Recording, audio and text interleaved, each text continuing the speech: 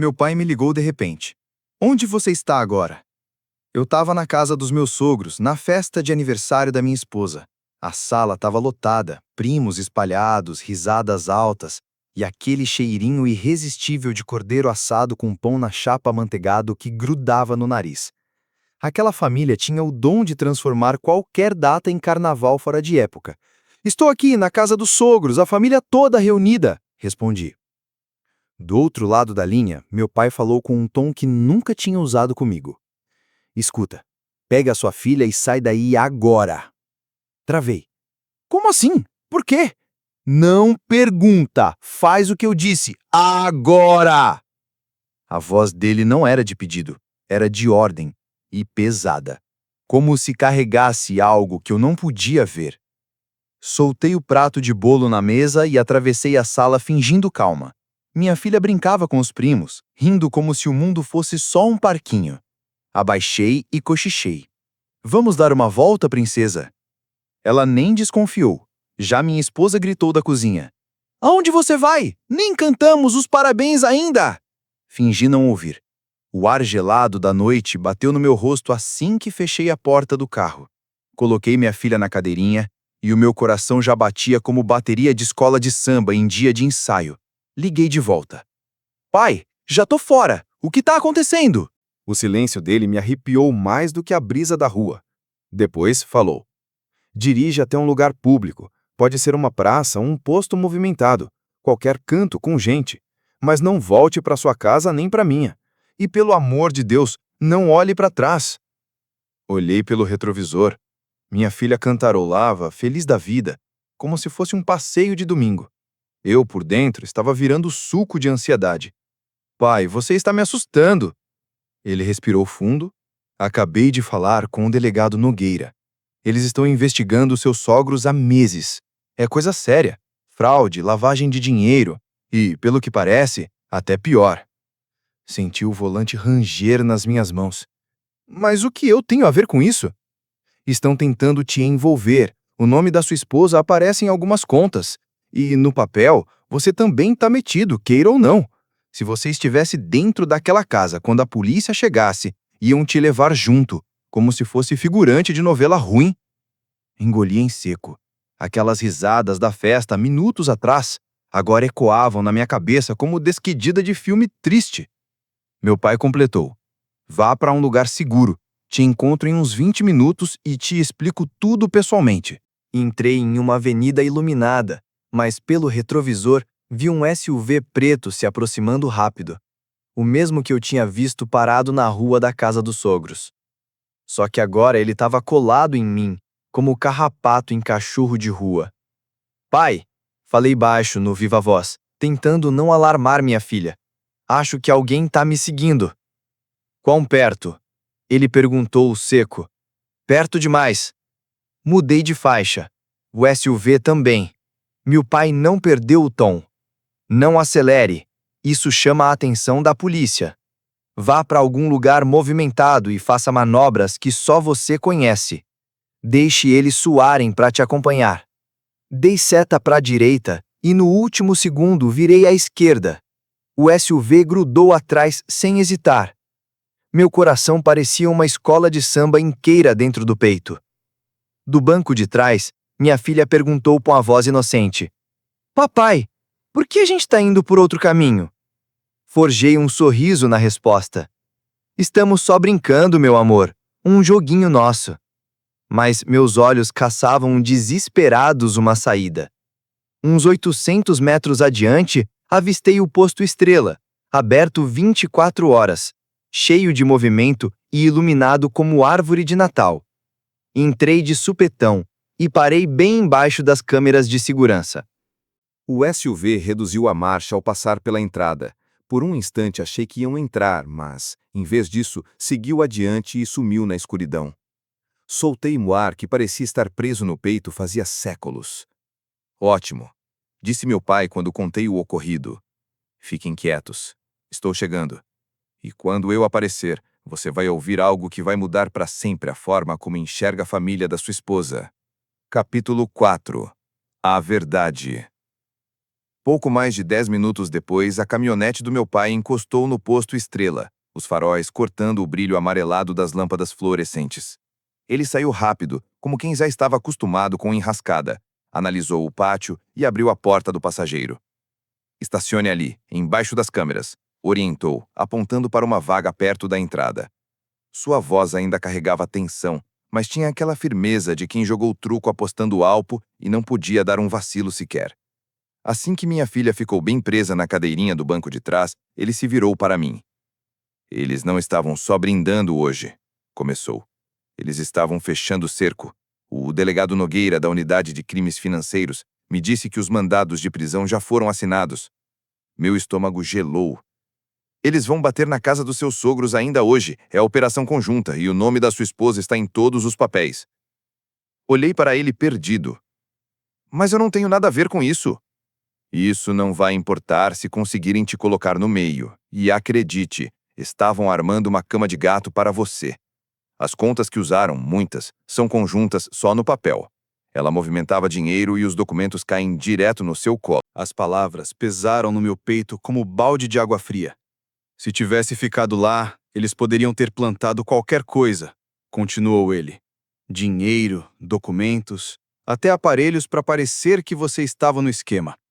Neste momento, estaria mofando numa cela enquanto eles destruíam sua vida. A lembrança da minha esposa, estranhamente distraída na festa, voltou à mente. O sogro, atencioso até demais, enchendo meu copo como se tivesse recebido ordem de manter minha cabeça leve. E ao fundo, sirenes soaram. Meu pai olhou naquela direção. São eles, disse com firmeza. Já estão em movimento. Olhei para minha filha, sonolenta e tranquila no banco de trás, sem ideia de que estávamos desviando de uma fila que poderia ter mudado tudo. Senti que aquilo estava apenas começando. Capítulo 5. O ataque. As sirenes cresceram e, de repente, cessaram. Em seguida, o barulho seco de portas de carro batendo ecoou, junto de comandos gritados. Do outro lado do posto, vi o reflexo vermelho e azul cortando o céu na direção do bairro dos meus sogros. O olhar do meu pai não desgrudava dali. Cercaram a casa, murmurou. Imaginei a cena. Policiais com uniforme tático espalhando-se pelo gramado bem cuidado, botas esmagando o cascalho da entrada. A porta da frente arrebentada por um ariete. Em segundos, a sala, que minutos antes transbordava risadas e taças de champanhe, viraria palco de gritos e algemas. Liguei para um amigo que morava a 2 ruas dali. Ele atendeu no segundo toque, voz trêmula. Cara, a casa dos seus sogros parece cena de série policial. Viaturas, SUVs descaracterizados, agentes carregando caixas. Sua esposa está algemada, discutindo com um detetive. E as crianças estão sendo levadas por uma policial, assustadas, mas quietas. Meu estômago embrulhou. O maxilar do meu pai travou. Agora entende por que te chamei? Assenti devagar. Cada parte de mim queria correr até lá e exigir explicações, mas eu sabia que seria como jogar gasolina no fogo. O celular vibrou na minha mão. Uma mensagem da minha esposa. Seja lá o que você ouviu, não é verdade. Me encontre, por favor. Olhei para a tela, sentindo uma frieza se espalhar dentro de mim. Não respondi. Depois daquela noite, decidi que não entraria mais em nada de olhos vendados. Capítulo 6. O desmascaramento. Na tarde seguinte, o escândalo já estava em todas as manchetes. Telejornais, rádios, sites, todo mundo noticiava a queda de uma das famílias mais influentes da região, agora alvo de uma investigação por fraude milionária. Estava no escritório do meu pai. Minha filha, na sala ao lado, desenhava com minha madrasta, enquanto ele empurrou uma pasta parda sobre a mesa. Veio do delegado Nogueira, explicou. É todo o material que eles têm sobre seus sogros e sua esposa. Dentro havia páginas e mais páginas de extratos bancários, transferências e contratos. Cada folha parecia um soco no estômago. A assinatura dela surgia em várias autorizações de contas no exterior. Também constava como sócia em negócios imobiliários, que na prática eram fachada para lavar dinheiro. Uma aba chamava a atenção: Configuração Reis. Ali encontrei o que me fez gelar por inteiro: contratos de empréstimos falsificados e notas fiscais de consultoria inventadas, todas me ligando diretamente ao esquema. Se a operação tivesse estourado com você lá dentro, iam logo dizer que você era cúmplice desde o início. Eles iam jogar tudo em cima de você assim que a investigação chegasse perto demais, disse meu pai, com aquele tom sério que só ele tinha. Queriam me transformar em bode expiatório enquanto sumiam com o que conseguissem guardar no bolso. Uma onda de traição me atingiu com mais força do que qualquer medo que eu já tivesse sentido. Não era só ganância, era frieza pura. Tinha sido arquitetado com régua e compasso. Minha esposa sentava ao meu lado nos jantares, sorria para mim do outro lado da mesa, colocava nossa filha para dormir, tudo isso enquanto montava a versão de que eu seria o culpado. Fechei o arquivo devagar, saboreando aquele silêncio pesado. Ela achava mesmo que eu ainda iria protegê-la? Que conseguiria escapar só no papo furado? Papai se recostou na cadeira e soltou: talvez seja a hora de ela descobrir exatamente com quem está lidando. Naquele instante, percebi. Eu não ia apenas me defender. Ia garantir que ela nunca mais tivesse a chance de repetir esse teatro com ninguém. Capítulo 7. Preparando o terreno. Na manhã seguinte, cheguei ao escritório do delegado Nogueira antes mesmo de o café da caneca dele perder a fumacinha. Revisamos tudo, cada assinatura, cada fatura fraudada, cada conta no exterior aberta no meu nome sem minha permissão. Isso é mais que suficiente para inocentá-lo, disse o delegado, batendo na pilha de papéis. Mas se o senhor pensa em ir além, precisa estar blindado. Ela vai lutar pela reputação dela como quem defende a última fatia de pizza. Assenti. O plano era claro: deixar tudo tão fechado que nem briga haveria. Primeiro passo: defesa pública. O delegado providenciou para que eu fizesse uma declaração oficial no Ministério Público, mostrando que eu estava colaborando de forma integral e que tinha sido peça-chave para desmontar o esquema. Seco, formal, na medida. Me colocou como denunciante, não como suspeito. Segundo passo, pressão civil. Dr. Álvaro, meu advogado, entrou com uma ação preventiva por danos contra minha esposa, alegando fraude, roubo de identidade e até sofrimento emocional intencional. Com isso, todos os bens que ela ainda podia mexer ficariam congelados. Terceiro passo, prova social. De forma discreta, deixei que alguns amigos em comum, aqueles que ela jamais desconfiaria, descobrissem trechos da verdade. Como os documentos do tribunal já eram públicos, não demorou para as capturas de tela circularem nos grupos do WhatsApp. A imagem de boa moça que ela sustentava começou a desmoronar sem que eu precisasse abrir a boca. Durante todo esse tempo, não dei um oi. Nada de mensagens, nenhuma ligação. Se quisesse falar comigo, teria que passar pelo meu advogado. E a essa altura, tudo seria registrado. No fim daquela semana, as mensagens dela mudaram de tom. Começaram defensivas, com "você não sabe de toda a história", e terminaram desesperadas, com "por favor, precisamos nos encontrar". Mas eu já não estava interessado na versão dela. A armadilha estava pronta. Faltava só ela pisar no chão falso. Capítulo 8. O confronto. Foi numa tarde de terça-feira. Eu tinha acabado de sair de uma reunião com o Dr. Álvaro quando a vi encostada no meu carro, braços cruzados, óculos escuros cobrindo metade do rosto. "Rafael", disse ela, com a voz tensa, tentando soar doce, "precisamos conversar a sós." Parei a uns bons 2 metros. "Você conhece as regras. Tudo que tiver a dizer passa pelo Dr. Álvaro." Ela olhou ao redor, abaixou a voz. "Não é sobre o processo, é pessoal. Você precisa acreditar em mim. Eu não queria que chegasse a esse ponto." Fiquei em silêncio só olhando, até que ela começou a brincar com a alça da bolsa. Por fim, deixou escapar. "Eles iam me derrubar também. Achei que se entrasse na jogada estaria segura. Mas quando você foi embora naquela noite, se voltaram contra mim." Preciso da sua ajuda, Rafael. Quase ri. Não por achar engraçado, mas pela ousadia. Você me entregou de bandeja para assumir a culpa por crimes que conhecia e agora pede socorro? Ela cerrou os dentes. Se não fizer isso, eu posso falar coisas que vão te prejudicar também. Me aproximei o bastante para que visse a calma nos meus olhos. Você quer dizer as coisas que o delegado Nogueira e o Ministério Público já registraram com data, hora e assinatura? O rosto dela perdeu a cor. Tirei uma folha dobrada do bolso do casaco e entreguei. Este é o aviso do meu processo civil contra você. Fraude, roubo de identidade e danos morais. Até sexta-feira você receberá o pacote completo do meu advogado. Ela olhou o documento como se estivesse segurando brasa viva. Você não pode. Eu posso. Respondi, virando-me. E, ao contrário de você, eu não sou de blefar.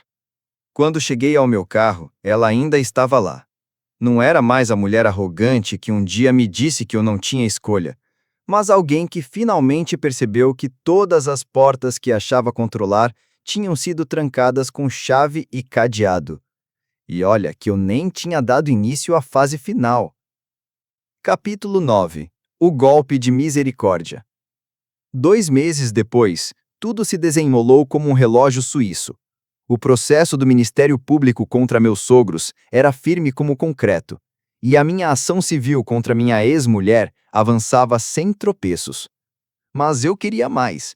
Queria garantir que a reputação dela, construída em cima de manipulação e mentira, fosse desmanchada de vez, igual castelo de areia em dia de ressaca. Foi então que o delegado Nogueira me ligou.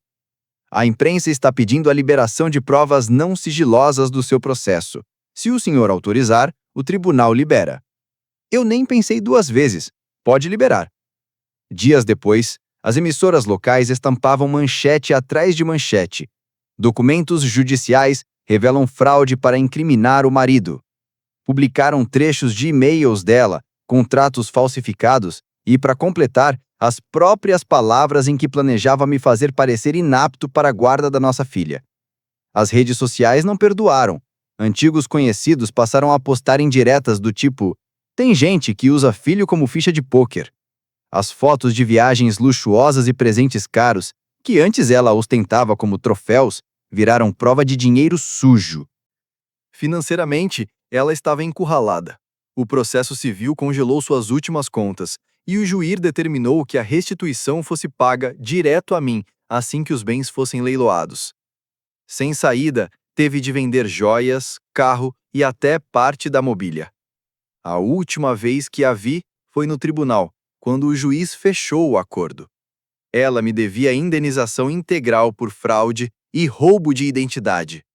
Também fui proibida de qualquer contato com nossa filha, exceto em visitas supervisionadas. E, para completar, a justiça obrigou que ela fizesse uma retratação pública. Quando saímos da sala, ela não me olhou nos olhos. Não era vergonha, duvido que soubesse o que é isso. Era simplesmente a consciência de que não havia mais nada a fazer. Do lado de fora, meu pai estava encostado na caminhonete. Quando me aproximei, ele bateu de leve no meu ombro. Eu te avisei, rapaz, disse com um sorriso cansado. Às vezes, a melhor vingança é deixar a verdade gritar mais alto que a mentira. Olhei para minha filha rindo com minha madrasta na calçada e percebi que ele tinha razão. A verdade me libertou, enquanto ela ficou apenas com os cacos que ela mesma espalhou. Epílogo. Liberdade conquistada. 1 ano depois, o caos parecia coisa de outra vida. As batalhas judiciais ficaram para trás, os pagamentos começaram a pingar e a nuvem preta sobre meu nome finalmente se dissipou. Passei de quase bode expiatório de uma fraude milionária para o homem que a desmascarou. Minha vida agora era mais simples de propósito. Círculo de amigos reduzido, finanças guardadas a 7 chaves e foco total na minha filha. Ela florescia. Notas melhores, mais amigos, risada fácil. A tensão que ela carregava em casa evaporou, substituída por segurança e rotina. Quanto à mãe dela, fiquei sabendo que trabalhava a meio período e morava num pequeno apartamento nos arredores da cidade. A retratação pública que fora obrigada a publicar continuava online, com seu nome para sempre atrelado ao escândalo. Antigos amigos a evitavam e a vida de novela que ela ostentava virou lembrança que não voltava mais. Numa noite qualquer, observando o pôr do sol da varanda, meu pai se juntou a mim com 2 canecas de café. Sabe, disse ele, aquela ligação que fiz foi puro instinto. Mas você transformou o instinto em justiça. Olhei para o horizonte, ouvindo o riso da minha filha vindo do quintal. Respondi quase sussurrando.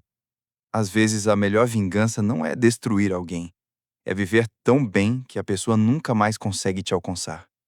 E essa foi a vitória real.